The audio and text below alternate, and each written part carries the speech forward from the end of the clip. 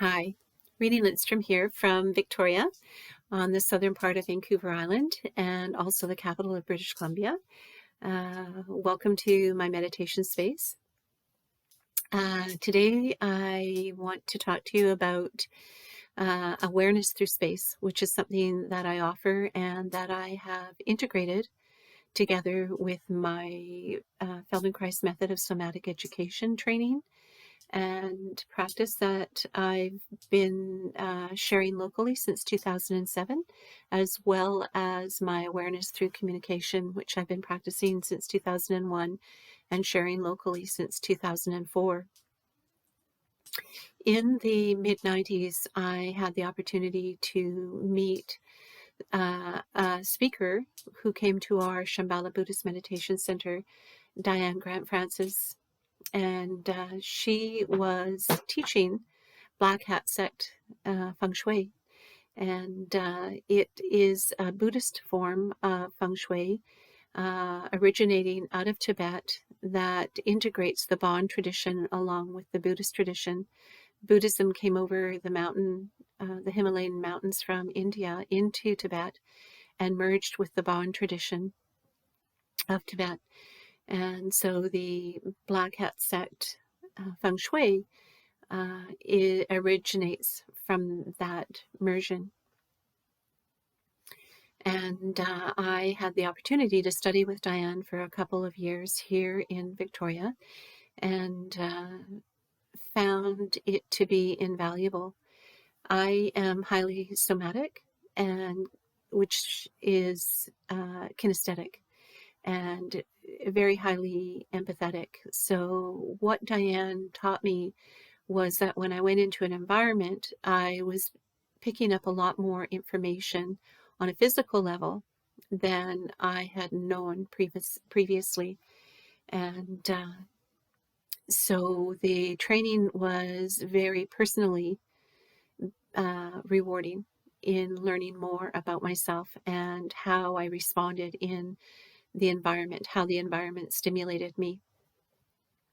So from the feng shui practice, I began going into people's homes and I began to do consultations about the environment. And I concentrated mostly on space clearing, so sacred space clearing, going through clearing out the space, looking at the clutter, metaphorically and physically, and helping people make change. So some of the things that would happen is I went through one property, and as I was walking down the hallway towards the master bedroom, I had this urge to go in and steal something. And that's not my normal operation of behavior. So I told the owners, I said, I'm feeling quite weird here. And I just have this urge. I want to go in and go into that particular closet and steal something. And she smiled and she said, well, my daughter hasn't lived here for a number of years, but that's what she would do. She would come and steal out of my husband's closet. So it was his closet. And I was picking up on residual energy. Thank God. It wasn't my own energy that I wanted to steal from this couple. But fun things like that would happen. And it was just reaffirming that, I was actually picking up on things that weren't necessarily mine. And I haven't talked about this very much, but some of the things I would do is go in and clear out what I would call ghosts. I would go ghost busting in residence. That didn't last long because it didn't fulfill me. And so I've let that go. And as time went on, I started to study nonviolent communication with Dr. Marshall Rosenberg, and learned a form of language that would bring me into the present moment. And so being in the present moment was the language that was missing when I would go into space and feel things physically. I didn't have the language to express it or to express it in a way that people could hear me. or even understand me. And so the nonviolent communication gave me a way to connect with people and to communicate what I was experiencing. And so it turned disconnection into connection. After about 4 years studying nonviolent communication, I started a Feldenkrais training, and this is a functional somatic education system based on movement and behavior function.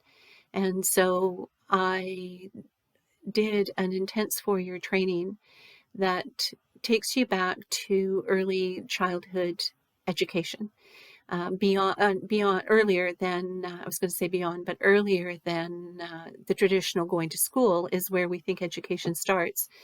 But each of us is born with an inner ability to learn. It's a skill. It's an educational skill that we have. It's inherent. We're born with it, as I said. And that is what allows us to learn to move, to roll over, sit up, hold our head up, uh, stand, walk, run, talk, think, act. All of that is a learning ability that we have, that we're not aware that we have this learning ability.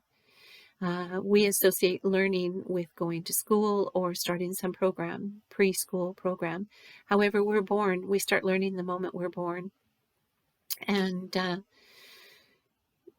Feldenkrais actually taps back into that early learning. And so it's about motivation and intention of movement, of function. It's the thinking process. It's the development of the neural pathways of the brain. And I said in an earlier video, Awareness Through Communication, that I felt that practice actually changed the neural pathways in my brain, because how I think is different now after 2 decades of practice of this skill set. I don't think the same way as I did prior to starting the practice. And how I know that is when I run into situations and I observe people that are similar to behavior previous to the 2 decades, is familiar. I go, oh yeah, that used to be the way I behaved. That used to be the way my family behaved. And I have to pause and stop and go, oh my God, it's changed. In the gap from then until now, there's a significant difference. So it has evolved, starting with the space awareness, becoming comfortable what I was feeling in my body. That wasn't through thinking. It wasn't through that process of the prefrontal cortex and memory association. It was through actual experience somatically in the space, and not having the language to even recognize it or talk to people about it. The nonviolent communication gave me that language. And then that followed up with the somatic uh, movement awareness and functional behavior understanding. And so over the years, what's happened is all three of these different practices has integrated into a lifestyle. It wasn't intentional. It's just that I practiced all three. I'm aware of all three. It's a part of my daily life. And all of a sudden, they've just merged together. And I'm really excited about it, because what's happening as I think of the body, I think of the body as an environment, the physical environment that stimulates behavior. When I think of the words, the language, and I'm talking to people and helping them resolve their differences or to connect, I'm aware that the language is an environment that stimulates the behavior. In the same way that I'm trained to know that an environment will stimulate a response, a reaction, or a behavior. And so the association is quite profound for me. And so it's fun now because of COVID. I've actually been going into people's homes and being in their environment. And so if I'm working from a functional integration, which is a movement lesson, I can see what's in the environment and might be causing the feelings, the sensations, or the constraints to the movement. and I can help them associate how their environment is entraining them into a particular pattern of behavior. And I've always known that the environment will stimulate responses in couples or families or in workspaces, reactions.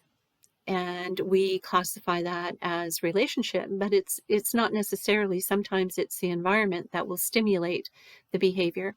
And so that I've always known about, but what I wasn't aware of is how the space affects movement.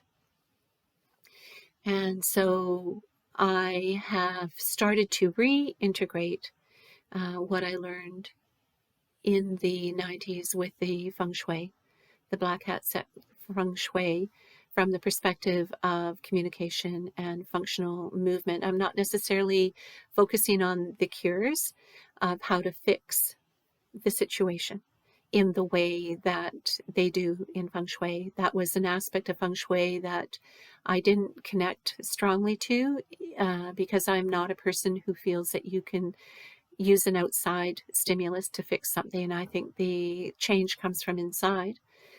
I think some of the support can come from outside in terms of making the space nicer or more beautiful.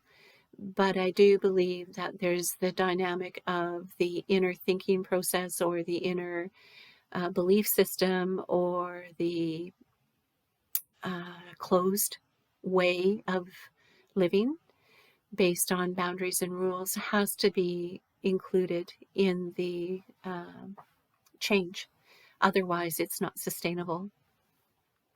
Our society is developed on having outside sources fix us. We go to the doctor because we're sick, and we go to the dentist because we have something wrong with our teeth. We go out to be fixed for pain, and we want someone to be responsible for our journey. And I'm discovering that true change, only comes from inside when we're willing to look at what has happened and what we can do differently. And are we willing to make those changes? If we're not willing to make the changes, we're wasting our time and other people's time. And so with regards to the feng shui and the cures, I don't strongly believe in that aspect. But I do believe in understanding how the environment is influencing you, and are you willing to do something different rather than providing you with something to fix it. So with regards to this journey, I am now considering that it's important for me to include spatial awareness, going into people's spaces if they really want change and they come to me either through a need to resolve differences or to improve their movement function. It's beneficial if they invite me into their space so I can take a look to see what is actually stimulating them from their environment.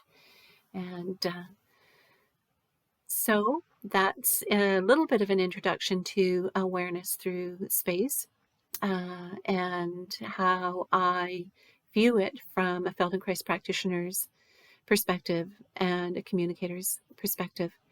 And so I hope that you will come back and view videos as I post them on different things around spatial awareness. And I look forward to hearing from you, getting feedback, or for you to join me in future episodes. Thank you very much.